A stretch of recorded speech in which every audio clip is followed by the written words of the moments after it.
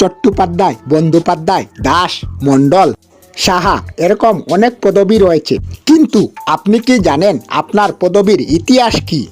বলছি, প্রাচীনকালে কোনো পদবি ছিল না। পদবীর ইতিহাস 800 বছর আগে সামন্ত ব্যবস্থার ফলে বাংলায় আদিশর নামক এক রাজা ছিলেন। তিনি পুত্রষ্টি যজ্ঞের জন্য পৌরোহিত্য করতে বর্তমান উত্তরপ্রদেশের কনৌজ জেলা থেকে শাণ্ডল্য, বৈশ্য, বাৎস, ভরদ্বাজ এবং সাবর্ণ গোত্রধারী 5 জন ব্রাহ্মণকে বাংলায় নিয়ে আসেন। তাদের মূল কাজ ছিল পূজা অর্চনা করা এবং তুলে শিক্ষা দান করা। শিক্ষা দান করতেন বলে তাদেরকে বলা হতো উপাধ্যায়। তারাই বর্তমানে চ্যাটার্জি, ব্যানার্জি, মুখার্জি, মুখোপাধ্যায়, গাঙ্গুলি এবং ঘোষাল। এদের মধ্যে যারা শুধু বেদ পড়াতেন তাদেরকে বলা হতো মুখোপাধ্যায় বা মুখ্য উপাধ্যায়। অনেকের মতে এদের বাস ছিল বাঁকুড়ার মুকুটি অঞ্চলে, বাংলাদেশের চট্টগ্রামে শিক্ষক, বর্ধমান জেলার চাটুটি গ্রামের শিক্ষকদের বলা হতো চট্টু উপাধ্যায় বা চট্টোপাধ্যায়।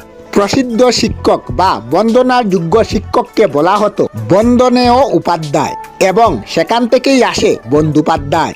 অন্যদিকে বর্ধমান জেলার গাঙ্গুর গ্রামে বসবাসকারী শিক্ষকদের বলা হতো গঙ্গাকুলিক এবং সেখান থেকে আসে গাঙ্গুলি বা গঙ্গোপাধ্যায়। এবং বীরভূমের ঘোষ গ্রামের উপাধ্যায়দের বলা হতো ঘোষাল। অন্যদিকে ভট্টাচার্য, চ্যাটার্জি এই 2 পদবি ছিল না। এগুলি ছিল আসলে উপাধি। যে সমস্ত ব্রাহ্মণরা মীমাংসা এবং ন্যায়শাস্ত্রের পণ্ডিত ছিলেন তাদেরকে চট্টোপাধ্যায় উপাধি দেওয়া হতো এবং চক্রবর্তী উপাধিটি ছিল তৎকালীন ভারতের স্বাধীন সম্রাটদের, যেমন চক্রবর্তী সম্রাট অশোক। এবার সে সমস্ত সম্রাটদের পরিবারে যে সমস্ত পারিবারিক পুরোহিত ছিলেন তাদেরকে উপাধি দেওয়া হতো চক্রবর্তী। আপনার পদবি কি তা কমেন্টে বলতে ভুলবেন না এবং আপনার পদবি নিয়েও ভিডিও আসবে।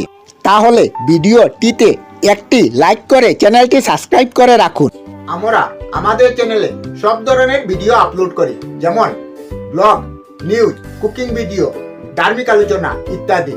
যদি আপনারা এই ধরনের ভিডিও দেখতে পছন্দ করেন তাহলে এই চ্যানেলটি নিশ্চয়ই সাবস্ক্রাইব করবেন। আমি আপনাদের সাথে বিদায়ক না, আজকের মতো বিদায় নিলাম। আর ভিডিওটি ভালো লাগে লাইক, শেয়ার ও কমেন্ট করবেন। ভিডিওটি সম্পূর্ণ দেখার জন্য অশেষ ধন্যবাদ।